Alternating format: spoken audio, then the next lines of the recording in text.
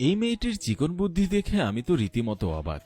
এই মেয়েটি তার বাড়িতে করা প্রতিদিনের কাজের ছোটখাটো ট্রিক্স ভিডিও করে রেখে আমাদের মাঝে শেয়ার করেছে, যা দেখে আপনিও আপনার জীবনে এরকম ছোটখাটো ট্রিক্সগুলো ব্যবহার করে উপকৃত হতে পারেন। যেমন এই মেয়েটি দীর্ঘদিন ফ্রিজে লেবু সংগ্রহ করে রাখে না। যখন লেবুর বাজার মূল্য কম থাকে তখন একসাথে অনেকগুলো লেবু কিনে লেবু থেকে রস বের করে এবং তা ডিপ ফ্রিজে আইস বক্সে রেখে আইস করার পর আইস বক্স থেকে আইস বের করে প্যাকেজিং করে পুনরায় ডিপ ফ্রিজে রেখে দেয়। এবার তার যখন লেবুর প্রয়োজন হয় তখন সে ডিপ ফ্রিজ থেকে লেমন আইস বের করে সেটাকে তরল করে ব্যবহার করে। আমাদের দেশে রমজান মাসে লেবুর দাম অনেক বেশি হয়ে থাকে, তাই আমাদের দেশের মানুষরা এই ট্রিক্স ব্যবহার করলে অনেক উপকৃত হতে পারে।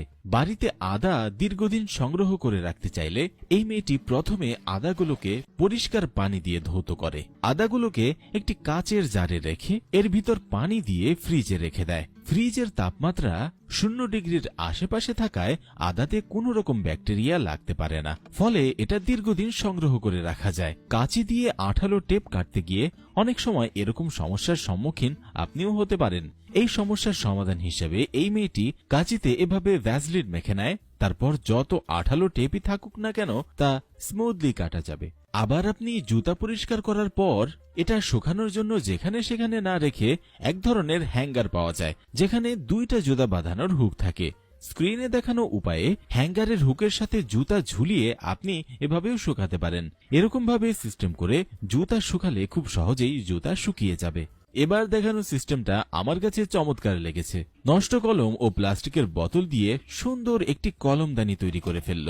প্রথমে একটি প্লাস্টিকের বোতলকে উপর নিচ করে কেটে কলমদানির আকারে তৈরি করল। এরপর এই কেটে নেওয়া প্লাস্টিকের বোতলের উপর এক ধরনের টেপ লাগিয়ে দিল। টেপ লাগানোর কিছুক্ষণ পর টেপটা তুললেও বোতলের উপরে টেপে লাগানো আঠা থেকেই যায়। এখন বাড়িতে পড়ে থাকা নষ্ট কলম এই বোতলের কাটা অংশের গায়ে লেগে থাকা আঠার সাথে সুন্দর করে লাগিয়ে দিন। দেখতেই পাচ্ছেন কত সুন্দর কলমদানিটা তৈরি হয়ে গেল। বাড়িতে পড়ে থাকা টিস্যু পেপারের রাউন্ড বক্সকে কাজে লাগিয়ে বাড়িতে থাকা প্রয়োজনীয় কারেন্টের তার খুব সুন্দরভাবে গুছিয়ে রাখতে পারেন। এটার জন্য প্রথমে তারগুলোকে সুন্দর করে বান্ডিল আকারে ভাঁজ করে নিয়ে টিস্যু পেপারের রাউন্ড বক্সের ভেতরে দিয়ে দেবেন। এভাবে আপনিও চাইলে এই কাজটি করতে পারেন।